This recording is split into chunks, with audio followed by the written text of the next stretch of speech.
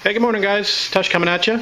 Sunday morning, August 31st. It's just after about 10 after 10 in the morning. And we're back working on the TR3 this morning.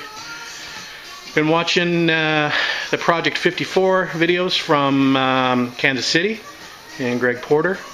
And a bunch of the Garage Gang guys are down there giving a hand on that truck. And it's coming along nicely. So we've been watching videos from the various attendees. And appreciate the videos, guys. Keep them coming. Looks like a lot of fun.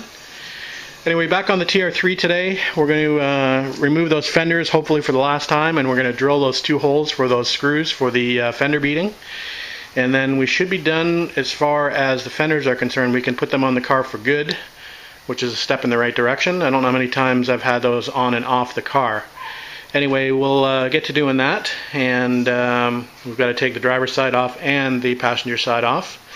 And once we do that, we'll get those fixed up, and then we'll move on to something else. We'll bring you along the way. Okay, just coming up to 12 noon, guys, and time for lunch. And made a bit of progress. We've got the beading in now. The fenders have been off and back on, and they now have all of their bolts in.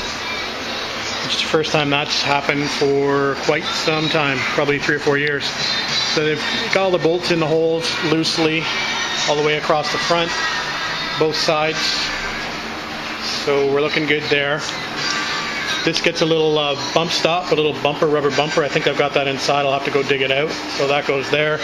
Mirrors go here. And then the front apron goes on. So we will probably get those bumpers, put those bumpers in. I don't think we'll put the mirrors on because I think they'll just be in the way. But I think that'll be it for that little project. We'll move on to something else. I'm not ready to put the front valance on yet.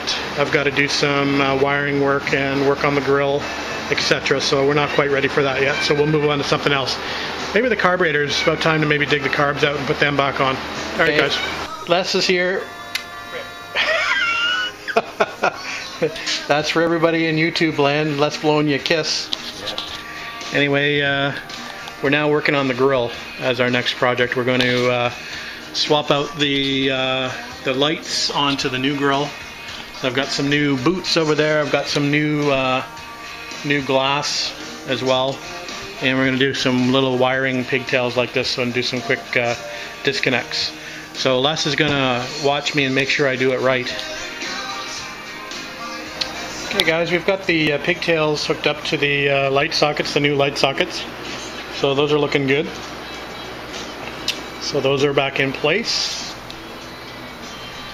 So what we're going to do is we're going to put the other connectors on the wiring harness, and we'll shrink wrap or shrink tube those as well. So this can be a quick disconnect when we're ready to put the front apron on. So we'll go ahead and do that, and then we'll put the new glass covers in and new bulbs. Alright guys, quick update for you. So I wired the grill up to the wiring harness and just threw the power onto the battery to see if the wiring was going to be good, and everything lights up as it should. So we're going to proceed with putting the covers on, and I've polished the trim rings up. I've got some new glass covers for the lights. There's the old ones. You can see, I think on the race car they were required to tape them up, so this one's got lots of tape residue left over, so I'm not going to use that. That'll probably be good as a spare. We'll clean that one up. But anyway, we'll go with the new ones, and that'll be it for the grill. Okay guys, one more piece ready to go for the car. Lights are in, bezels are on, so this one's ready to go.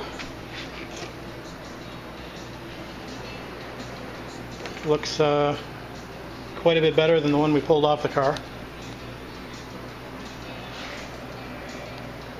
50 years old though, what do you expect? Alright guys, that's it for now.